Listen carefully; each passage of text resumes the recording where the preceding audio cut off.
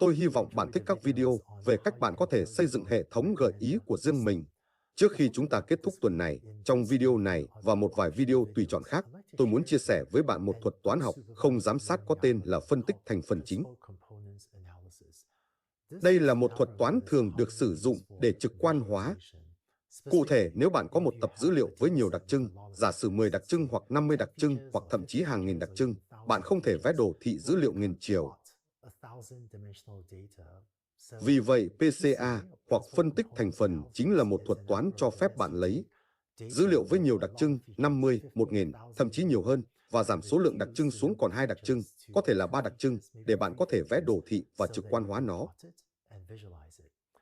Nó thường được các nhà khoa học dữ liệu sử dụng để trực quan hóa dữ liệu của họ để tìm hiểu xem điều gì có thể đang xảy ra. Hãy xem cách PCA, phân tích thành phần chính, hoạt động. Để mô tả PCA, tôi sẽ sử dụng một ví dụ xuyên suốt nếu bạn có dữ liệu từ một bộ sưu tập xe ô tô chở khách. Và xe ô tô chở khách có thể có rất nhiều đặc trưng. Bạn có thể biết chiều dài của xe, hoặc chiều rộng của xe, có thể là đường kính của bánh xe, hoặc có thể là chiều cao của xe.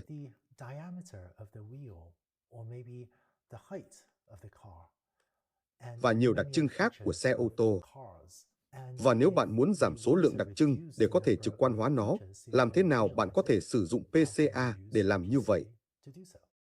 Vì vậy, đối với ví dụ đầu tiên, giả sử bạn được cung cấp một tập dữ liệu với 2 đặc trưng. Đặc trưng X1 là chiều dài của xe như thế này. Và đặc trưng X2 là chiều rộng của xe, được đo như thế này. Hóa ra là ở hầu hết các quốc gia, do những hạn chế về chiều rộng của đường mà xe ô tô chạy, chiều rộng của xe vốn phải phù hợp với chiều rộng của đường của một làn đường, có xu hướng không thay đổi nhiều. Ví dụ, ở Hoa Kỳ, hầu hết các xe ô tô, hãy gọi nó là rộng khoảng 1,8 mét. Đó chỉ là dưới 6 feet. Vì vậy, nếu bạn có một bộ sưu tập xe ô tô và một tập dữ liệu về chiều dài và chiều rộng của xe, bạn sẽ thấy rằng tập dữ liệu có thể trông như thế này, trong đó X1 thay đổi khá nhiều vì một số xe ô tô thực sự dài, và X2 thay đổi tương đối ít.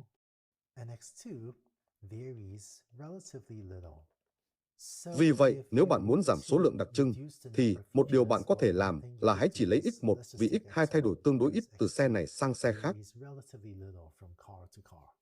Vì vậy, hóa ra PCA là một thuật toán khi được áp dụng cho tập dữ liệu này, sẽ ít nhiều tự động quyết định chỉ lấy X1. Nhưng nó có thể làm được nhiều hơn thế. Hãy xem xét một ví dụ thứ hai. Ở đây X1 lại là chiều dài của xe. Và giả sử rằng trong tập dữ liệu này, X2 là đường kính của bánh xe. Đường kính của bánh xe có thay đổi một chút. Vì vậy, nếu bạn vẽ đồ thị dữ liệu, nó có thể trông như thế này. Nhưng một lần nữa, nếu bạn muốn đơn giản hóa tập dữ liệu này thành một đặc trưng, bạn có thể quyết định hãy chỉ lấy X1 và quên X2. Và PCA, khi được áp dụng cho tập dữ liệu này, một lần nữa sẽ ít nhiều khiến bạn chỉ lấy đặc trưng X1. Trong cả hai ví dụ chúng ta đã thấy, chỉ có một trong hai đặc trưng dường như có mức độ biến đổi có ý nghĩa. Đây là một ví dụ phức tạp hơn. Giả sử đặc trưng X1 là chiều dài của xe, vì vậy nó thay đổi khá nhiều. Và đặc trưng X2 ở đây là chiều cao của xe, cũng thay đổi khá nhiều. Một số xe ô tô cao hơn nhiều so với những xe ô tô khác. Nếu bạn vẽ đồ thị dữ liệu, bạn có thể nhận được một tập dữ liệu trông như thế này, trong đó một số xe ô tô lớn hơn và chúng có xu hướng dài hơn và một số xe ô tô chúng có xu hướng không dài và không cao. Vì vậy, nếu bạn muốn giảm số lượng đặc trưng, bạn nên chọn cái nào? Bạn không muốn chỉ chọn X1, chiều dài, và bỏ qua X2, chiều cao.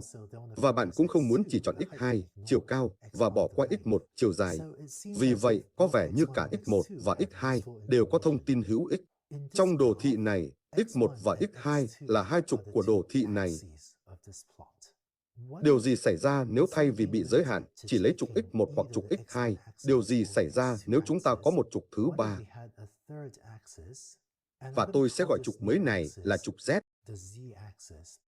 Và để rõ ràng, cái này không nhô ra khỏi sơ đồ này. Đây là sự kết hợp của x1 và x2. Đây không phải một trục Z đang nhô ra ở chiều thứ ba. Trục Z này nằm phẳng trong đồ thị này. Nhưng điều gì xảy ra nếu chúng ta có trục Z này tương ứng với một cái gì đó về kích thước của xe?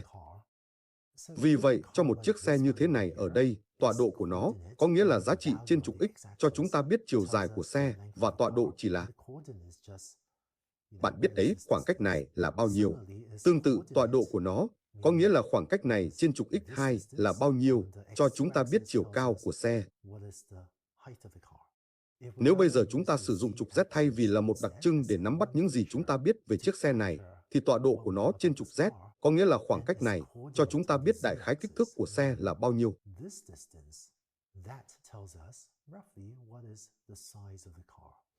Vì vậy, chúng ta sẽ chính thức hóa điều này trong một vài video tiếp theo.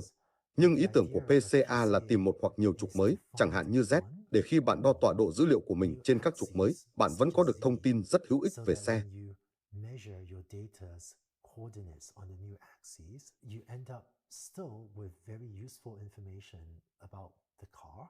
Nhưng có lẽ bây giờ, thay vì cần hai số tương ứng với tọa độ trên x1 và x2, chiều dài và chiều cao, bây giờ bạn cần một vài số. Trong trường hợp này, chỉ có một số thay vì hai để nắm bắt gần đúng kích thước của xe. Trong ví dụ chúng ta đã sử dụng cho đến nay, chúng ta đã cố gắng giảm dữ liệu từ hai số x1 và x2 xuống còn một số tọa độ trên trục Z.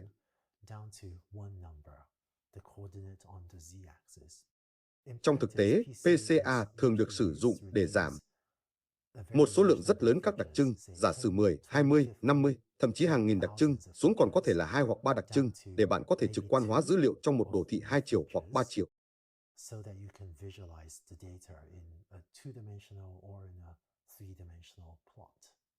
Nhưng đối với video này, vì tôi chỉ có thể vẽ trên màn hình 2 chiều, tôi sẽ chủ yếu sử dụng các tập dữ liệu 2 hoặc 3 chiều làm ví dụ của mình. Hãy xem thêm một ví dụ nữa. Trong hình ảnh trực quan này, chúng ta có một tập dữ liệu 3 chiều. Và lưu ý rằng tôi có thể xoay tập dữ liệu ở đây để bạn có thể nhìn thấy nó ở dạng 3 chiều 3D. Nhưng lưu ý rằng nếu tôi xoay tập dữ liệu như thế này, thì phần lớn dữ liệu này, mặc dù nó ở dạng 3 chiều 3D, nó thực sự nằm trên một bề mặt rất mỏng. Gần như thể tất cả dữ liệu nằm trên một chiếc bánh kép 2 chiều, mặc dù chiếc bánh kép nằm trong không gian 3 chiều này.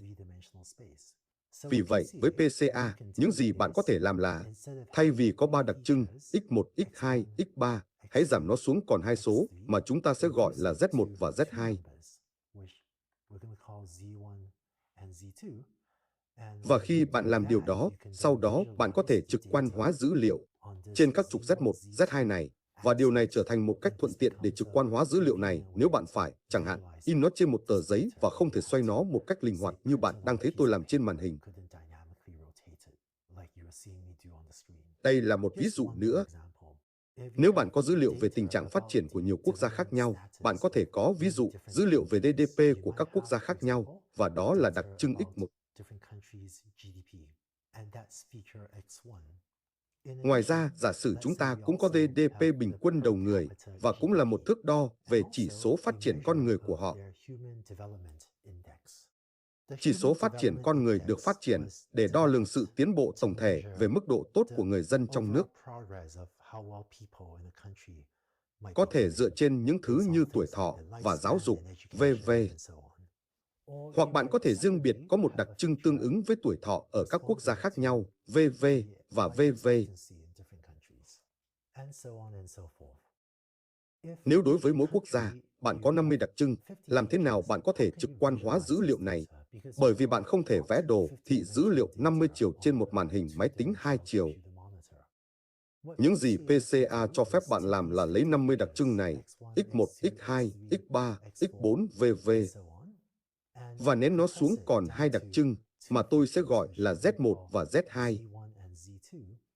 Và sau đó, bạn có thể vẽ đồ thị các giá trị Z1 và Z2 khác nhau của các quốc gia này. Và bạn có thể thấy, ví dụ, rằng Z1 tương ứng một cách lỏng lẻo với quốc gia đó lớn như thế nào và tổng GDP của nó là bao nhiêu. Bởi vì các quốc gia lớn hơn có xu hướng có GDP cao hơn, vì các quốc gia lớn với nhiều người có xu hướng có nền kinh tế lớn hơn. Và có lẽ bạn thấy rằng Z2 tương ứng gần đúng với GDP bình quân đầu người hoặc mức độ hoạt động kinh tế trên đầu người.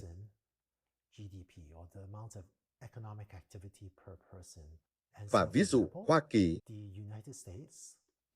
vốn là một quốc gia tương đối lớn và có hoạt động kinh tế bình quân đầu người tương đối cao, có thể ở đâu đó trên đây về phía trên và bên phải của đồ thị này.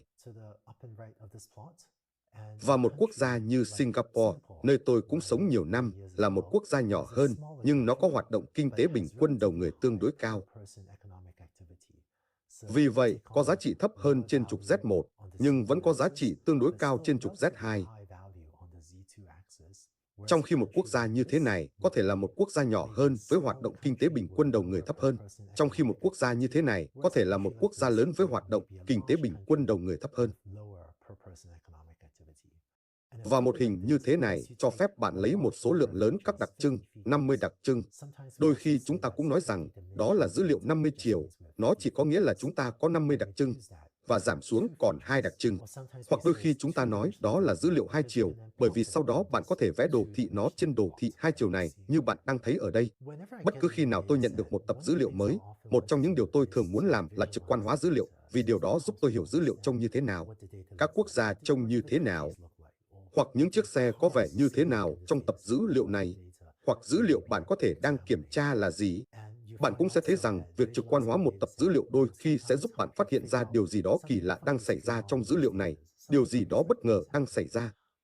Vì vậy, PCA là một thuật toán mạnh mẽ để lấy dữ liệu với nhiều đặc trưng, với nhiều chiều hoặc dữ liệu chiều cao, và giảm nó xuống còn 2 hoặc 3 đặc trưng, thành dữ liệu 2 hoặc 3 chiều, để bạn có thể vẽ đồ thị và trực quan hóa nó và hiểu rõ hơn những gì có trong dữ liệu của bạn. Đó là những gì thuật toán PCA có thể làm cho bạn. Trong video tiếp theo, hãy bắt đầu xem xét chính xác cách thức hoạt động của thuật toán PCA.